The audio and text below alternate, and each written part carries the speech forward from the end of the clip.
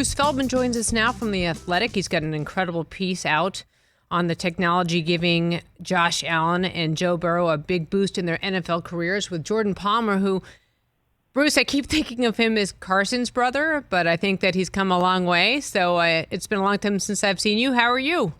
I'm doing great, Suzy. Thanks for having me. Yeah, it's funny because for almost everybody, that's what Jordan Palmer's been known as. He was the younger brother, and he was the backup. I'm sure people remember him, when Real Sports was around the Bengals. But he's really emerged as a pioneering quarterback coach in the private QB space. And so I think what's fascinating just to see what he's done. Josh Allen is the thing that's been kind of amazing about him is for so long, a lot of coaches inside football believed quarterbacks couldn't get that much more accurate as they got older. And obviously Josh Allen had big accuracy question marks coming out of Wyoming. And what he and the Bills, and certainly what Jordan Palmer have been able to do by embracing this like technology and the biomechanics part has been pretty significant. Now, as people see in the story, the way they talk about the improvement in Joe Burrow's arm strength coming off this injury, I think is going to be really fascinating to watch. Funny, we had Peter King on the other day, and he was talking about the optimism with the Bills and what's ahead for them this season. What exactly is Jordan doing that you saw in investigating this piece that is basically retraining these guys? It is. And so a lot of what he has done is rooted in biomechanics, but it's also, if you think about like the Marvel movies in Hollywood, the technology has been obviously pretty mind-blowing with the green screen technology. And back not that long ago, in order to have some of these CGI kind of quality, you would have special suits that people would have to wear, or these kind of markers that were dotted all over human bodies. Well, now Palmer's really connected with this company called Biometric, and it's basically if you throw, you're on around 9 like almost security style cameras. It's not like the cameras are that significant, but it's basically like $250,000 worth of software that processes it all in real time. So they're able to get amazing feedback into what is actually going on with the body. And then, as Palmer said, it's really also in the messaging. He goes, I don't want to tell them. I want them to feel how this is. So in the case of Joe Burrow, for instance, he's a guy who, when they trained him for the draft a year ago, they never clocked him at throwing harder than 48.5 miles per hour exit velocity. After he came through the rehab process and his core and his lower body were much stronger than they've ever been, they tweaked some things, and all of a sudden it kind of blew Joe Burrow's mind when he was like, wait a minute, I'm throwing 54 now? It was a dramatic difference. And in the case of a Josh Allen, I think it's really just being like sharper and more accurate now on really one or two specific throws that they've spent a lot of time this off season just getting his weight balance and weight distribution just a little cleaner than what it was. So maybe the ball doesn't sail a little bit on that particular throw. And it's that kind of maintenance that they've done with the technology and the biomechanics. It was really fascinating to watch the whole process from the inside out. How will they follow up as the quarterbacks go back to their teams, their respective teams, and throughout the season?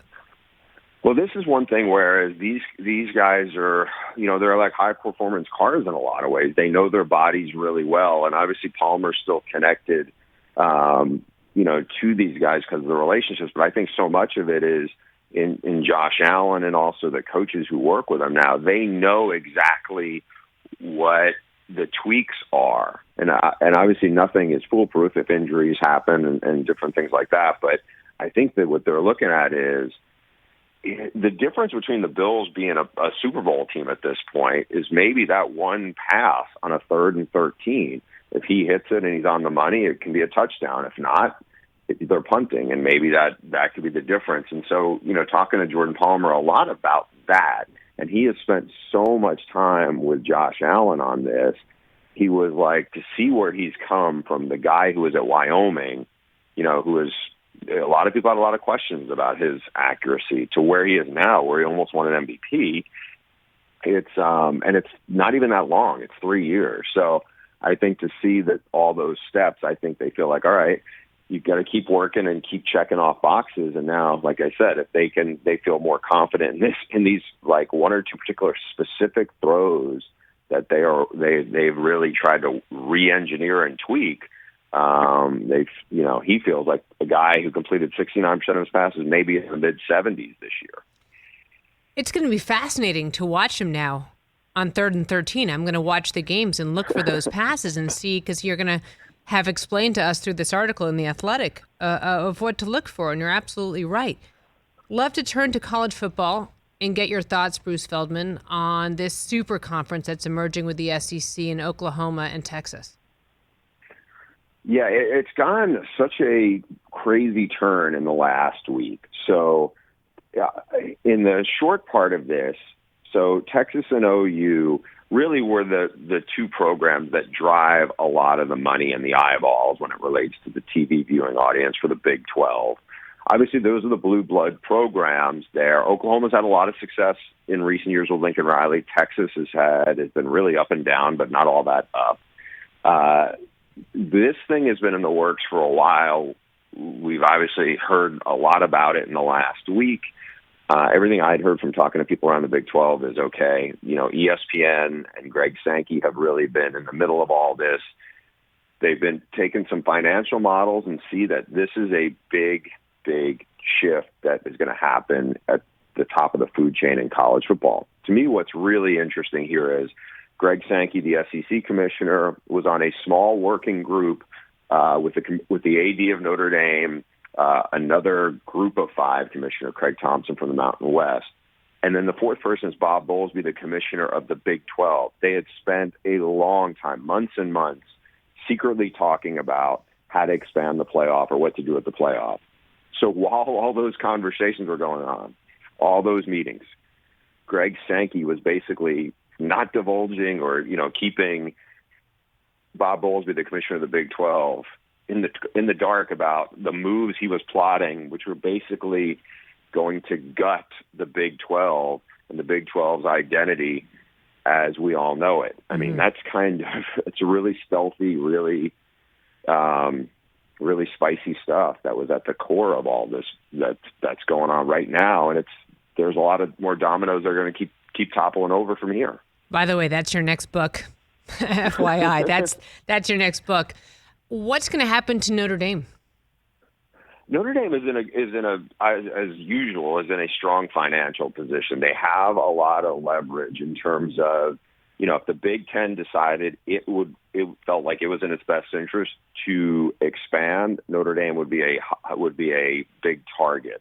The ACC, where Notre Dame played this past year and has a lot of its sports are now competing in, I think that is something that would be attractive to the ACC. And if you're the SEC, you'd be like, okay, this is a huge brand with a lot of success, and they've had a lot of good football teams of late.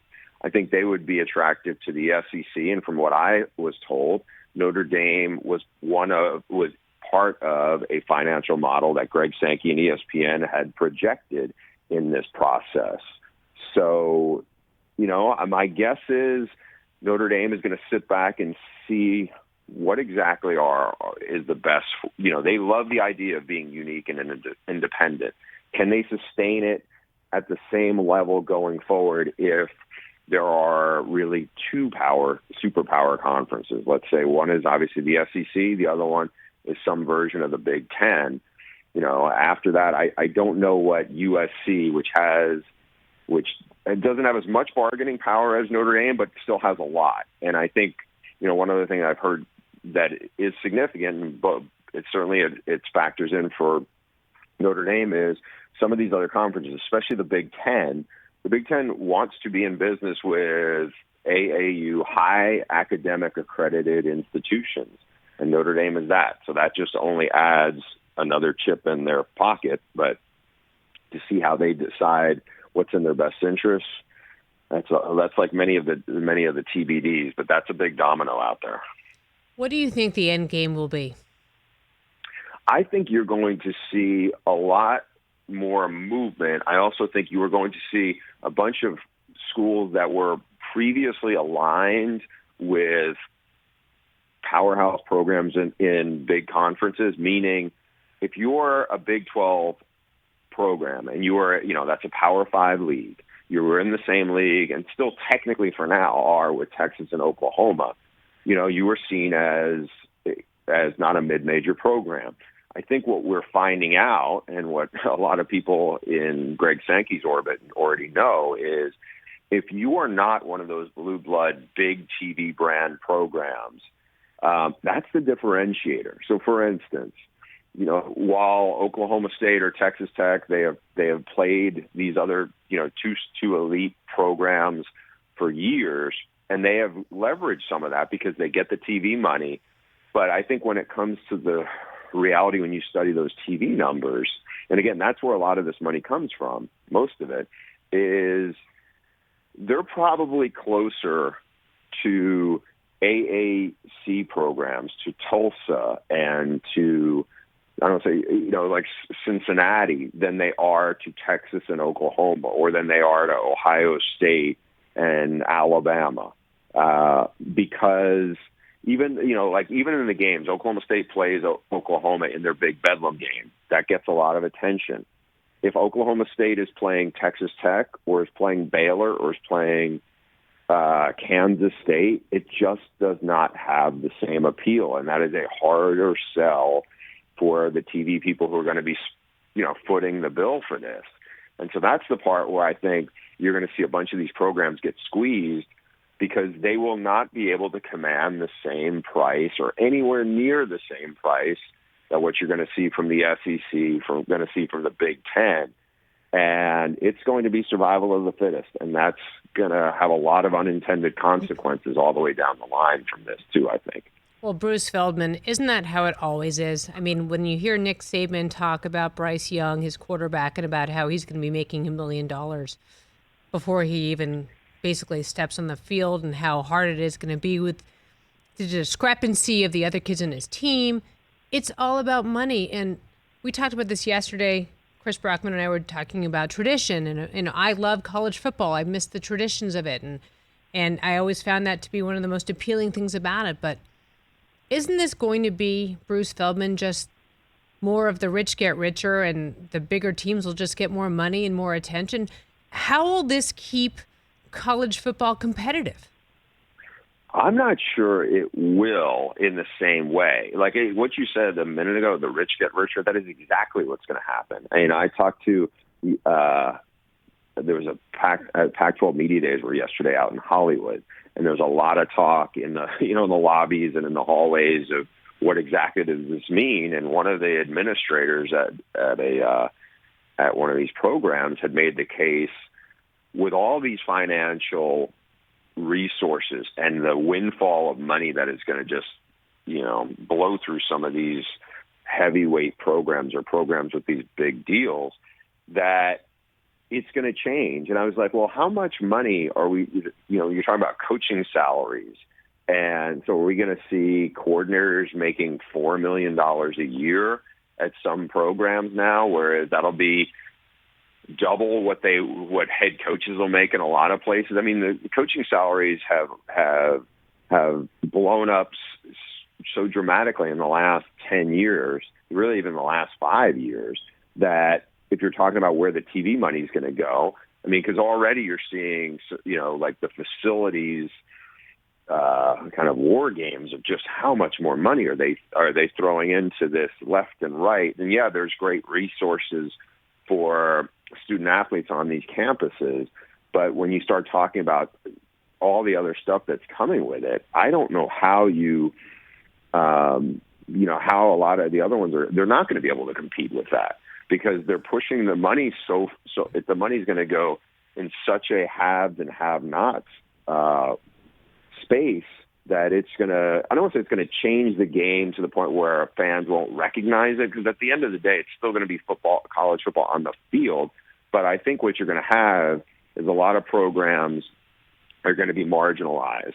They will still have their own fans who will still hopefully be passionate about those teams, but it's going to be such a disparity between the haves and the have-nots, even more so than it's been. And that's saying a lot, because it's not like the NFL, or it's not like other pro sports where there's some system of parity that's kind of built in, whether it's a draft or salary caps or different things. You're going to see such an astronomical shift if the money keeps going the way it does, and that's just going to be a reality of it. I don't see anything that's going to slow that down as the TV dollars keep piling in for certain programs and they don't for others. Bruce, give me something hopeful for college football before we wrap up today. I need a little string to hold on to as we're here in July, because boy, it's a whole lot of heavy right now in college football. It is. The one thing I would say, and this is from having been at 3 different conference media days in the last 2 weeks between the Big 12, the Big 10, and the Pac-12, there's a lot of really, really impressive 20, 21, 22-year-old people out there in college football who are on these teams, and they have a voice that they have never had before, in part because of social media. Some of it's going to be related to NIL. And I think it's not to say that we did not have a lot of really thoughtful people who know how to use their voice years ago, but I think there's just now more opportunity. I think they have come up in a different way, and I was really blown away by some of the people I've met in how they present themselves and what they want to do with their platforms and how they want to reach people. And I think there's a lot of really strong voices coming up. And I'm just talking really just in terms of just the college football world. And I've had conversations with athletes I know one of the players at UCLA, and I had a conversation with him about a month ago, and he just kind of raved about some of the female athletes in the UCLA athletic program that he knows and that what they are doing and what they are about. And I think there is a generation of these athletes who have their eyes open. And I think those are people who are really empowered. And I think those are things that are really encouraging, just beyond what's going on the field and the actual competition of how they're going to help influence things for a lot of positivity. Bruce Feldman from The Athletic and from Fox Sports, thanks again for your time. We're going to seek out that article, and I think you all should, on Joe Burrow and on Josh Allen. It's pretty great, and I'm really happy for all the success that Jordan Palmer's had, too. Great speaking with you again. Great to catch up. Thanks for having me. Great to catch up.